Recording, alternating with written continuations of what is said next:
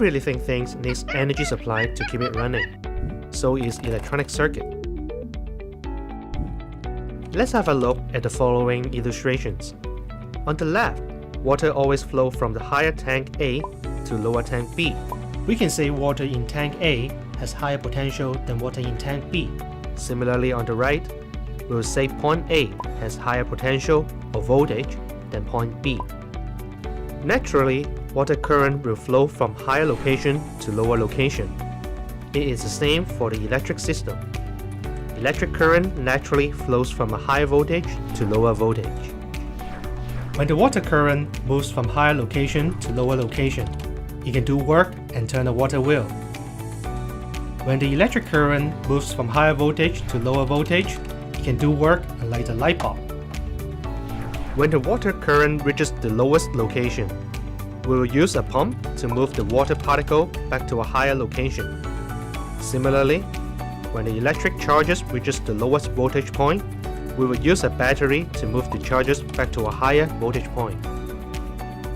Now, we can add a valve in the water circuit to control the flow of current.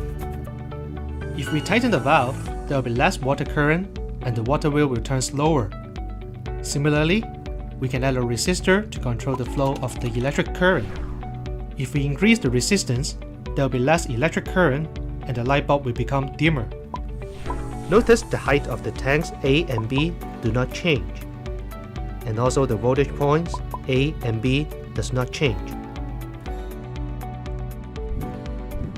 If we want to change the height or voltages, we can stack up more pumps or stack up more batteries.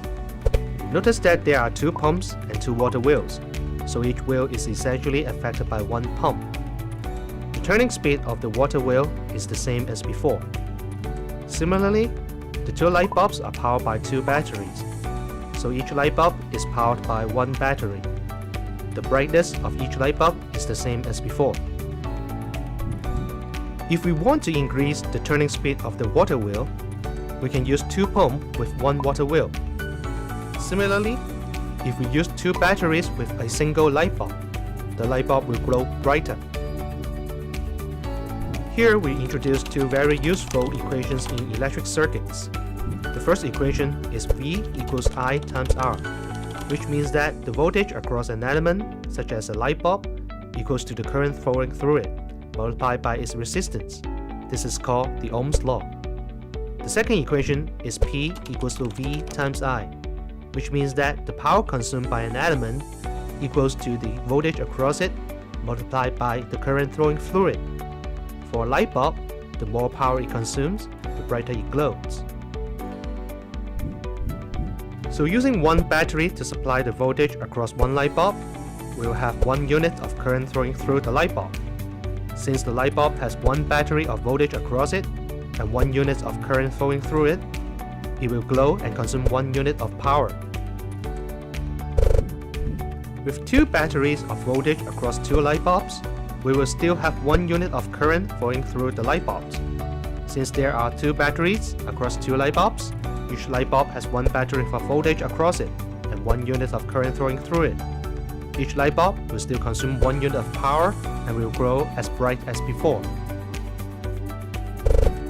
Finally, if we have 2 batteries to supply the voltage across 1 light bulb, do you know how much power the light bulb will consume?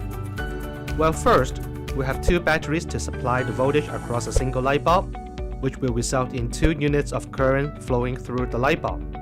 Since the light bulb has 2 batteries of voltage across it and 2 units of current flowing through it, it will consume 4 units of power. That means the light bulb will glow much brighter. Now, you have basic ideas about the relationship between power, voltage, current, and resistance.